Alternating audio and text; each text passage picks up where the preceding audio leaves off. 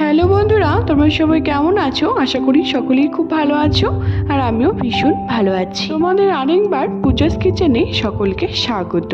আজকে আরেকটি নতুন রেসিপি নিয়ে চলে এসেছি বন্ধুরা। সেটি হলো একটি মিষ্টির রেসিপি, খুবই ইউনিকভাবে, খুবই নতুনত্বভাবে তোমাদের সাথে আজকে আমি শেয়ার করব। তোমরা কাঁচাগোল্লা যেরকম সাধারণত খেয়ে থাকো, কিন্তু এই রেসিপিটি একদমই অন্যরকম। এটা হলো পাকা আমের কাঁচাগোল্লা। খুবই টেস্টি হয় খেতে, খুবই অসাধারণ হয় খেতে, মুখে দিলেই কিন্তু মিলিয়ে যায়। খুবই অল্প উপকরণে একটা বাড়িতে আম থাকলেই কিন্তু তোমরা এই মিষ্টিটি বানিয়ে ফেলতে পারবে। তাহলে চলো দেখে নাও রেসিপির সমস্ত উপকরণগুলি আমি আমার ডেসক্রিপশন বক্সে দিয়ে দেবো, তোমরা সবাই দেখে নেবে আমি কি কি নিয়েছি।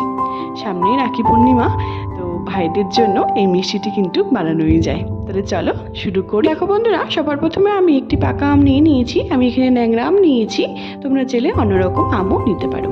দেখো আমি খুব ভালো মতো করে ছুলে ধুয়ে পরিষ্কার করে নিয়েছি। এবার খুব ভালো মতো করে এটিকে আমি স্লাইস করে কেটে নিয়েছি।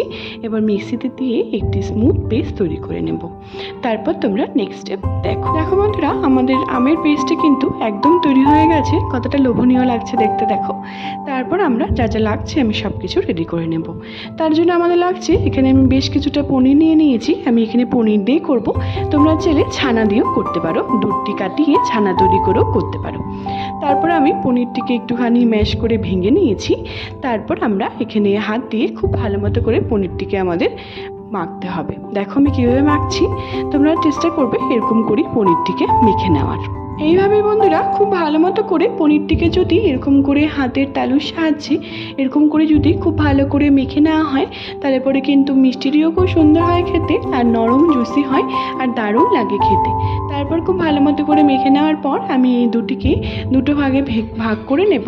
দেখো আমি কীভাবে ভাগ করছি, একটা ভাগে একটু বেশি রেখেছি, একটা ভাগে একটু কম ভাগেরটা আমি উঠিয়ে রেখে দিচ্ছি। তারপর যে আমরা বেশি ভাগটা যে রেখেছিলাম, তার মধ্যে আমরা যা যা আমাদের উপকরণগুলি লাগছে সেগুলি আমি এবার অ্যাড করব।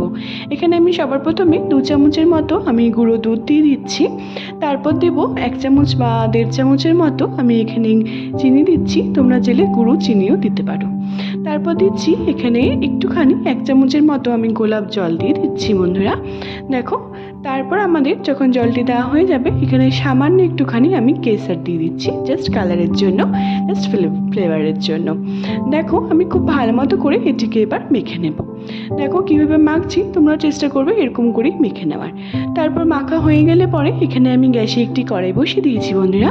তারপর যখন খুব ভালো মতো করে কড়াইটি গরম হয়ে যাবে, তারপর আমরা এর মধ্যে 1 চামচের মতো আমি ঘি দিয়ে দিচ্ছি।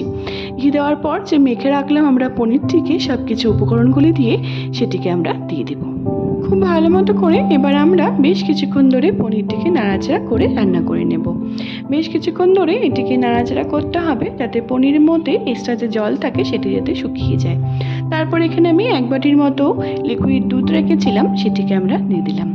দুধটিকে কিন্তু আমি আগের থেকে একটুখানি জাল করে রেখেছিলাম। তারপর যে আমরা আমের যে পিউরিটি করে রেখেছিলাম মিক্সিতে, সেটি এবার দিয়ে দিচ্ছি।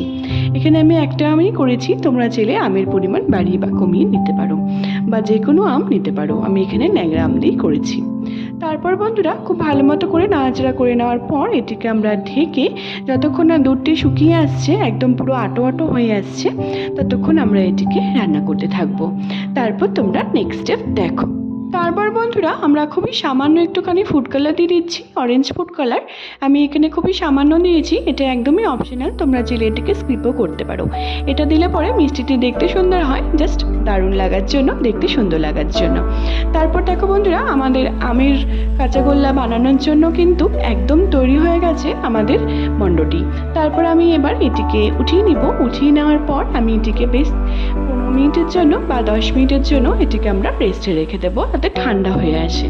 দেখো এবার কিন্তু আমাদের আমের পিউরিটা একদম পুরো ঠান্ডা হয়ে গেছে ডোটি।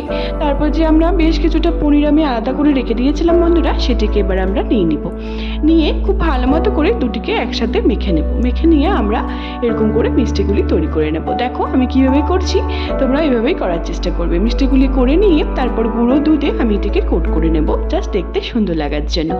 দেখো আমাদের আমের কাঁচাগোল্লা কিন্তু, পাকা আমের কাঁচাগোল্লা আমাদের একদম তৈরি হয়ে যাচ্ছে। কত নিমিষের মধ্যে খুবই ফট করে আমি এরকম বাড়িতে তোমরা কোনো গেস্ট আসলে বা কোনো বাড়িতে অকেশন থাকলে তোমরা কিন্তু এরকম আমের কাঁচাগোল্লা বানিয়ে ফেলতেই পারো খুবই কম সময়ে।